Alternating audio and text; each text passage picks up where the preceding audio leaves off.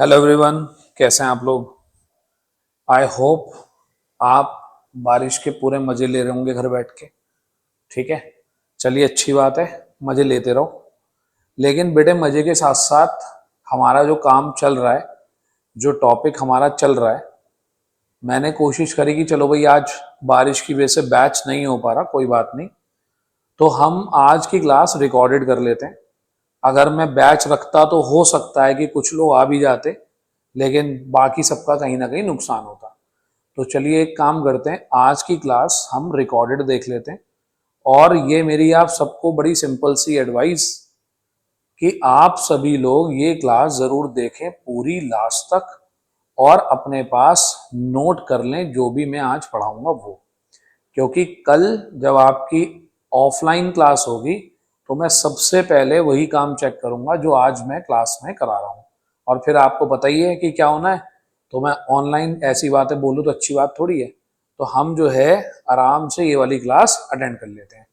ठीक, घर में बैठे हो आराम से, मम्मी को बोलो चाय पकौड़े कुछ भेज दें, तुम अपना आराम से बैठ के क्लास देखते रहो। ठीक है, ज़्यादा बड़ी क्लास भी नहीं है, आराम से कंप्लीट हो जाएगा, एक ही क्वेश्चन कराऊंगा आज। ठीक, फिर उसके बाद मुझे बताना, अगर कहोगे तो मैं एक आधा क्वेश्चन और करा दूंगा। ठीक है जी, चलिए। तो कल आपको याद होगा हमने एक नया चैप्टर शुरू करा जिसका नाम था dissolution of a partnership firm. Copy अपनी खोल के पास में रख लीजिए, और जो भी अब मैं बताऊं उसको भी नोट करते चलिएगा। डिसोल्यूशन में हमने बात की थी कि हम एक पार्टनरशिप फर्म को यहाँ पर बंद करने की बात कर रहे हैं कि चलो भाई पार्टनरशिप फर्म बंद कर देते हैं। अब जब आप कोई भी बिजनेस बंद करते हो तो बिजनेस बंद करने में होता क्या है कि हमारे पास भी इतनी सारी एसेट्स हैं, तो हम उन सारी एसेट्स को, मैंने वर्ड सेल यूज नहीं करा था, मैंने कल एक वर्ड यूज करा था डिस्पोज ऑफ। डिस्पोज करना यानी कि ठिकाने लगा देना। अब सेल वर्ड क्यों नहीं यूज करा, क्योंकि जरूरी नहीं है कि जब बिजनेस बंद होता है तो हम सारी एसेट्स बेचते हैं। कोई एसेट हमारा खुद का पार्टनर ले जाता है, कोई हमारे जो क्रेडिटर्स हैं वो कहते हैं कि भाई या तो हमारे पैसे दे दो या हम तुम्हारी एसेट्स ले जा रहे हैं, तो हम उनको अपनी एसेट्स दे देते हैं। तो हमारा पहला काम होता है कि हम अपनी सारी की सारी एसेट्स को डिस्पोज करें। फिर हम जो बाहर के लोग हैं, जो एक्सटर्नल लाइबिलिटीज हैं, उनका पेमेंट करें। फिर कहीं जाके अपने पार्टनर को पेमेंट करने की बारी आएगी। ठीक है, तो कल जो मैंने आपको पढ़ाया था हम पहले उसी से शुरुआत कर लेते हैं, एक बार थोड़ा सा आपको रिवीजन मिल जाएगा। ठीक है, तो कल हमने पढ़ा था रियलाइजेशन अकाउंट। ये अकाउंट मैंने आपको क्लास में बनवाया था, और इसे आप एक बार आराम से देख सकते हैं, स्क्रीनशॉट भी ले सकते हैं। अब इसमें मैंने क्या करवाया था, सबसे पहले मैंने आपको बोला था कि आपको एक बैलेंस शीट गिवन होगी, आप अपनी सारी सारी एसेट्स उठाकर कहाँ डाल दो, डेबिट साइड में डाल दो। तो हमारा पहला काम होता है कि हम सारी एसेट्स उठाएं और कहाँ डाल दें, डेबिट साइड में डाल दें। लेकिन यहां कुछ खास बात थी, मैंने आपको बोला था कि भाई सारी एसेट सेल आउट नहीं होती, ऐसा नहीं होता कि हर एसेट बिक जाएगी हमारी। तो मैंने आपको बोला था कि कुछ एसेट ऐसी होती हैं जिन्हें हम यहां पर नहीं डालते, जैसे कि हमारा कैश हो गया, बैंक बैलेंस हो गया, कुछ हमारी फिक्सटिशियस एसेट हो गई, जैसे कि आप सबको अच्छे से पता है पी एंड एल अकाउंट हो गया। ठीक, पी एंड एल अकाउंट का बैलेंस एसेट साइड में गिवन है। डेफर्ड एक्सपेंस हो गया, एडवर्टीजमेंट सस्पेंस हो गया, तो इन्हें हम यहां पर ट्रांसफर नहीं करते। रीजन बीइंग ये चीजें सेल आउट होती नहीं, इनसे कुछ पैसा मिलेगा ही नहीं, जब मिलेगा ही नहीं तो यहां डालने का क्या मतलब है। फिर हम क्या करते हैं, अपनी जितनी भी लाइबिलिटीज हैं वो हम इधर डालते हैं। लेकिन उसमें भी एक बात है, अब हमारी लाइबिलिटीज साइड में तो बहुत सारी चीजें होती हैं। आप सोचकर देखिए, आपने अब 10 बैलेंस शीट पढ़ ली है, लाइबिलिटीज साइड में लिखा होता है क्रेडिटर्स, बिल्स पेबल, किसी पार्टनर का लोन, कैपिटल, रिजर्व्स, ये सब होते हैं। हम लाइबिलिटीज किसको कहते हैं भाई, लाइबिलिटीज यहां पर मतलब है कि जो हमें किसी बाहर वाले पर्सन को देनी है, जो हमारी एक्सटर्नल लाइबिलिटीज है। तो यहां पर हम ना तो पार्टनर का लोन डालते, ना कोई रिजर्व डालते। ठीक, लेकिन अब रिजर्व में भी मैंने आपको एक स्पेशल रिजर्व बोला था, आईएफआर। आईएफआर हमेशा हम यहीं पर डालते हैं। फिर क्या करते हैं, जैसे कि सपोज करो अगला पॉइंट आता है यहां पर प्रोविजन। अगर हमने किसी एसेट के लिए प्रोविजन बना रखा है, जैसे हम कभी कभी डेटर्स के ऊपर प्रोविजन बना देते हैं, प्रोविजन फॉर डाउटफुल डेट, तो वो यहां पर आएगा। कभी कभी प्रोविजन फॉर डेप्रिसिएशन भी होता है, वो भी यहां पर आएगा। किसी लाइबिलिटी के लिए हमने प्रोविजन बना रखा है, provision for discount on creditors, तो वो यहां आएगा। मतलब एसेट्स के प्रोविजन इधर और लाइबिलिटीज के प्रोविजन इधर। क्लियर। फिर मैंने आपको बताया था कि ये जो एसेट है, इस एसेट को डिस्पोज ऑफ करने के दो तरीके होते हैं। नंबर वन, पहला कि वो कैश में बिक जाए, और नंबर टू, उसे कोई पार्टनर ले जाए। नंबर थ्री मैंने आपको बताया था कि हो सकता है कि हमने कोई एसेट अपने किसी लाइबिलिटी वाले को दे दी। क्रेडिटर आया, कह रहा भाई साहब मेरे पैसे दो। मैंने कहा भाई मेरे पास तो पैसे नहीं है। तो वो कह रहा मैं तुम्हारी ये एसेट उठा के ले जा रहा हूं, मैं अपने आप बेच लूंगा, अपने आप पैसे वसूल कर लूंगा। तो उस केस में आप सोचो कि एसेट मैंने यहां लिखी हुई है, ना तो उस एसेट से पैसे आएंगे, ना उस लाइबिलिटी को पैसे देने पड़ेंगे, तो उसका कुछ करना ही नहीं है हमको। ठीक है जी। तो यानी कि अगर एसेट नगद में बिक गई तो बाय कैश, पार्टनर ले गया तो bye partner capital account. By chance कोई ऐसी एसेट बिक जाए जो हमारा यहां जिक्र ही नहीं है, कह रहा जी एक मशीन है, पुरानी हो गई थी, बुक्स में लिखी नहीं हुई, लेकिन अब वो भी बिक गई। क्योंकि कभी कभी जब फर्म बंद होती है, जो कोई स्क्रैप में, कबाड़ में कुछ चीजें होती है, वो भी बिक जाती हैं। तो कहीं से भी आपके पास पैसा आए तो आप कहां लिख दो, क्रेडिट साइड में। अब अगर लाइबिलिटी का पेमेंट हम नगद में कर रहे हैं तो यहां पर, और अगर लाइबिलिटी का पेमेंट कोई पार्टनर कर रहा है तो यहां पर। सिंपल है, एसेट इधर, उसका सेटलमेंट इधर, लाइबिलिटी इधर, उसका सेटलमेंट इधर। उसके इस केस के अलावा अगर हमें कोई ऐसी लाइबिलिटी पे करनी पड़ जाए जो अभी तक हमारी बुक्स में ही नहीं थी, वो इधर। तो अब देखो कुल मिलाकर बात ये हुई कि पहले सारी एसेट्स उठाकर यहां डाल दो, जो जो डालनी है, जो मैंने मना करा वो नहीं डालनी। जो लाइबिलिटीज हैं वो इधर डाल दो। उसके बाद एसेट्स बेचकर पैसा आए तो इधर, एसेट पार्टनर ले जाए तो इधर, लाइबिलिटी का पेमेंट नगद में हो जाए तो इधर, और लाइबिलिटी का पेमेंट पार्टनर खुद कर दे तो इधर। कोई भी इनकम हो जाए, कहीं से भी पैसे आ जाए तो इधर, कहीं भी पैसे खर्च हो जाए तो इधर। क्योंकि ये जो रियलाइजेशन अकाउंट है मेरे बेटे, ये एक नॉमिनल अकाउंट होता है। क्या होता है? Nominal account. आपने पढ़ा होगा, नॉमिनल अकाउंट वो अकाउंट होता है जिसमें हम एक्सपेंसेस, लॉसेस, इनकम, गेन लिखते हैं। तो अगर आपको कोई एक्सपेंस हो तो इधर, और अगर कोई इनकम हो तो इधर। क्लियर? फिर हम इसको बंद कर देंगे, जो भी हमारा लॉस या गेन आएगा उसे हम पार्टनर्स के बीच में बांट देंगे। ठीक है, चलिए अब हम एक क्वेश्चन जो है इसका करते हैं। ये क्वेश्चन है जो हम डिस्कस कर रहे हैं अभी, और इसको मैं ही कराऊंगा आपको।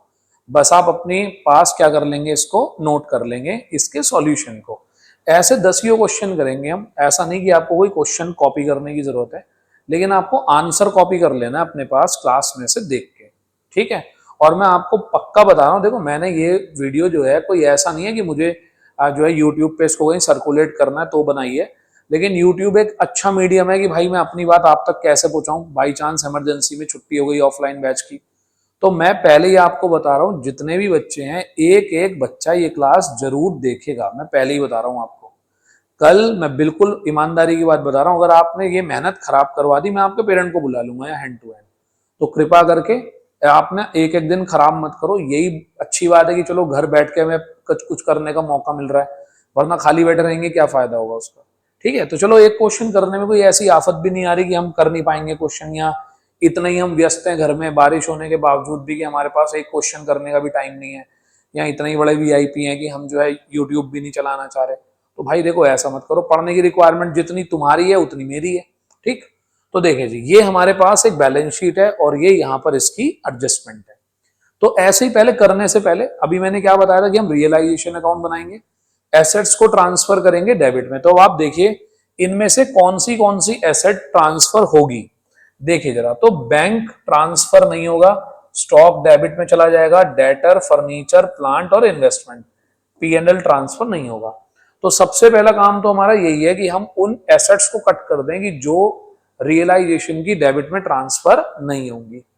इधर आ जाइए, इधर आप देखिए कौन कौन सी लाइबिलिटीज ऐसी हैं जो एक्सटर्नल लाइबिलिटीज हैं, जो बाहर वालों को पे करनी है। देखिए, क्रेडिटर बाहर वालों को देना, ये है मिसेज एज लोन। मिसेज ए और बी हमारे पार्टनर है, और ये उनकी वाइफ है, ए की वाइफ और बी की wife.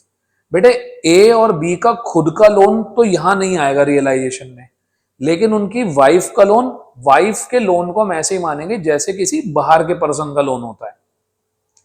Mrs as loan, Mrs बीज लोन, ये भी ट्रांसफर होगा, रिजर्व ट्रांसफर नहीं होगा और कैपिटल ट्रांसफर नहीं होगा। तो अगर आपके अंदर जरा सी भी समझदारी है तो अपनी बुक खोलना और सारी बैलेंस शीट के अंदर जितनी आपको इस चैप्टर के अंदर बैलेंस शीट मिले, जो जो आइटम आपके हिसाब से रियलाइजेशन में ट्रांसफर होती है सब पे राइट लगा देना, जो जो रियलाइजेशन में ट्रांसफर नहीं होती उन पे क्रॉस लगा देना। तो पहला काम तो हमारा ये होता है।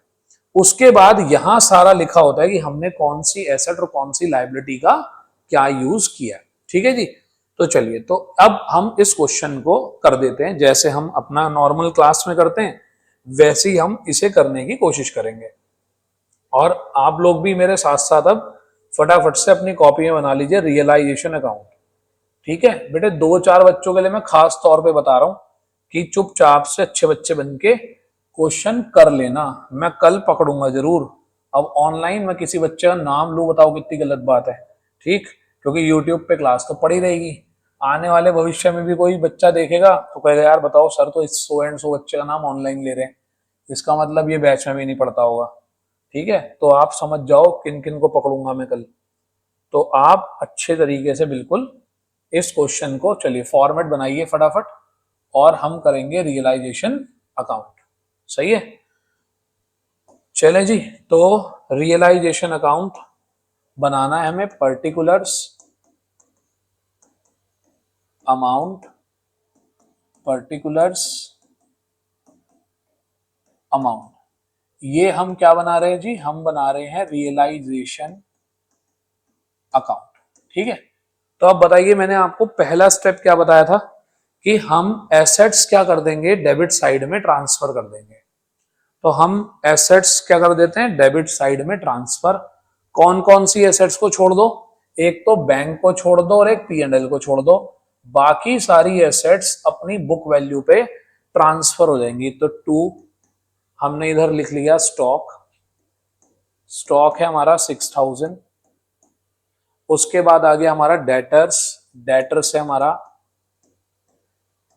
19,000। उसके बाद आ गया हमारा फर्नीचर 4,000,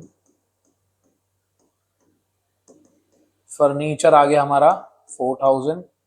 उसके बाद प्लांट आ गया हमारा 28,000,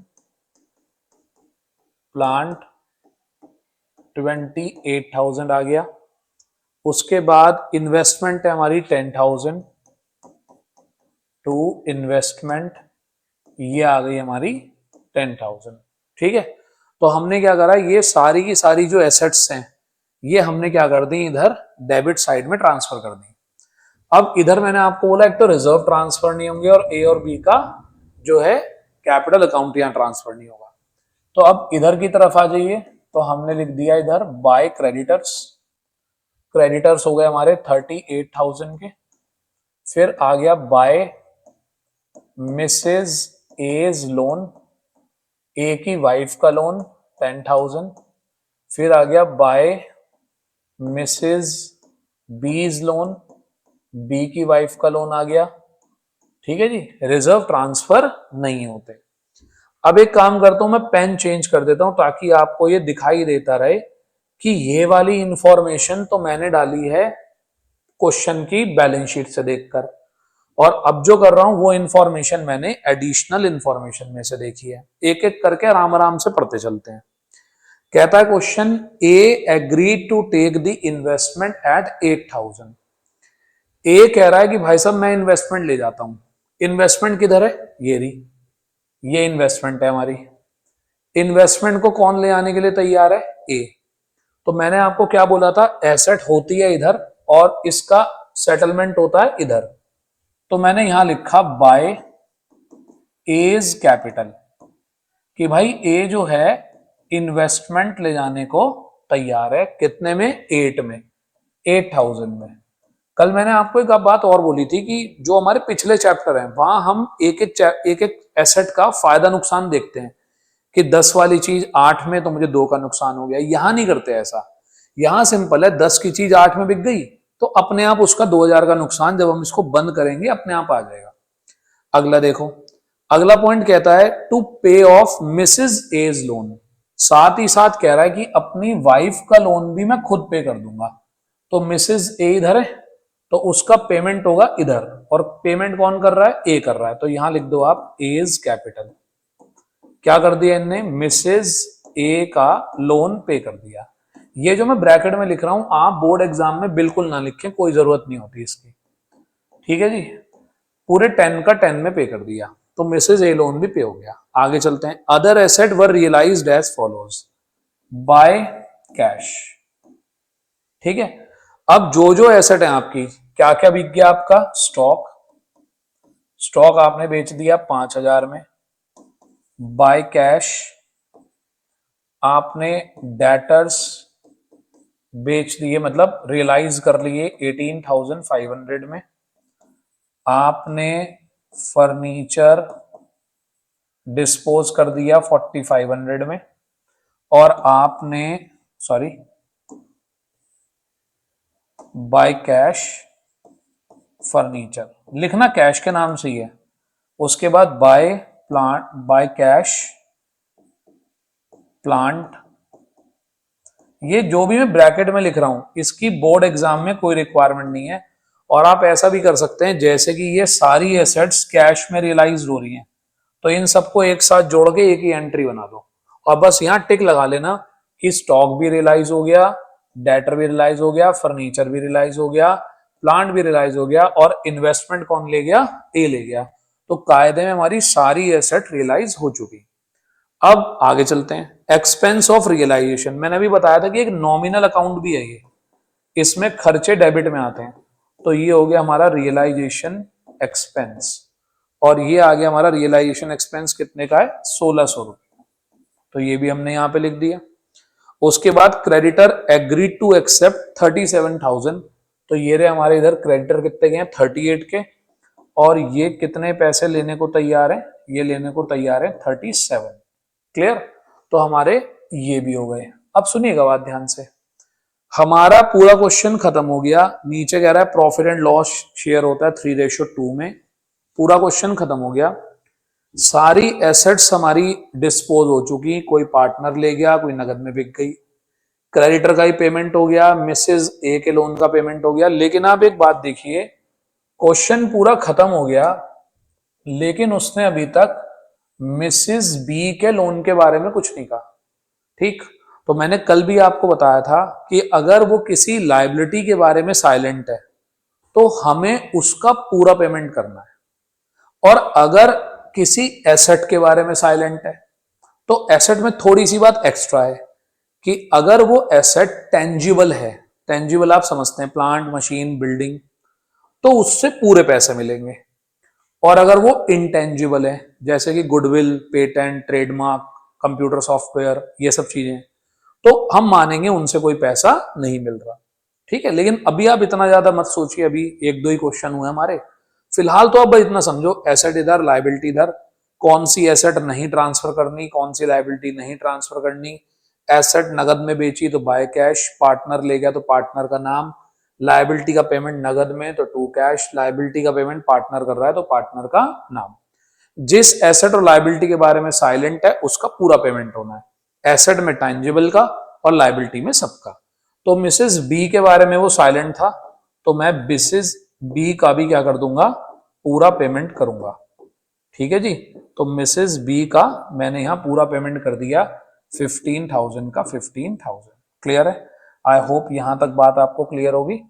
अब बस हो चुका हमारा क्वेश्चन, अब आप इसे क्लोज कर दीजिए, ठीक है। क्लोज करके आपका इसका आंसर आप टोटलिंग वैसे कर लेंगे खुद, इसमें हमारा जो है गेन हो रहा है और आंसर आएगा हमारा। और मैंने अपने पास से मतलब करा कुछ नहीं है, ये बुक का ही क्वेश्चन है और आ रहा है इसके अंदर लॉस आ रहा है, सॉरी लॉस आ रहा है 6600 का। इसका मतलब आप जब इसे क्लोज करेंगे तो आपके डेबिट साइड का टोटल, क्लोजिंग का काम मैंने आपको दे दिया भाई। अगर इधर आंसर आता तो मैं उसे कहता रियलाइजेशन गेन बैलेंसिंग फिगर, और अगर इधर आंसर आता तो मैं उसको कहूंगा realization loss balancing figure. Correct.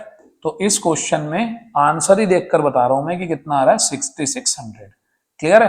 क्योंकि अब मैं तो कैलकुलेटर ही चलाऊंगा और क्या करूंगा, तो डेबिट साइड में से आपने क्रेडिट साइड माइनस कर दी, 6600 आ गया, और ये आप किसके बीच में डिवाइड कर देंगे, ए और बी के बीच में डिवाइड कर देंगे 3:2 में।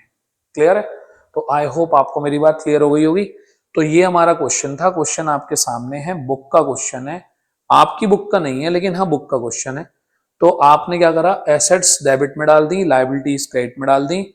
मेन बात क्या ध्यान रखनी है, कौन सी एसेट ट्रांसफर नहीं होती, कौन सी लायबिलिटी ट्रांसफर नहीं होती।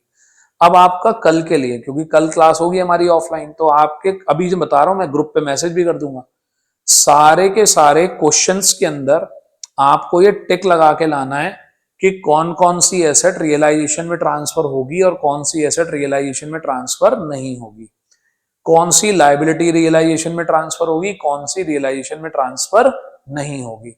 बस ये छोटा सा काम और है। क्लियर है? आई होप यहां तक की बात क्लियर होगी। तो हमने सबसे पहले क्या करा, हमने सबसे पहले इसका दोबारा से एक बार फॉर्मेट रिवाइज करा और फॉर्मेट रिवाइज करके हमने अपना एक क्वेश्चन करा है। क्लियर है? ये क्वेश्चन मुझे हर बच्चे की कॉपी में करा हुआ चाहिए। डन यहां तक की बात? चलिए इतना ही बहुत है आज की क्लास में, तो इतना ही क्वेश्चन कर लें आप तो बहुत है। 21 मिनट के आसपास की आपकी क्लास हुई है, तो चलिए बहुत है इतना ही।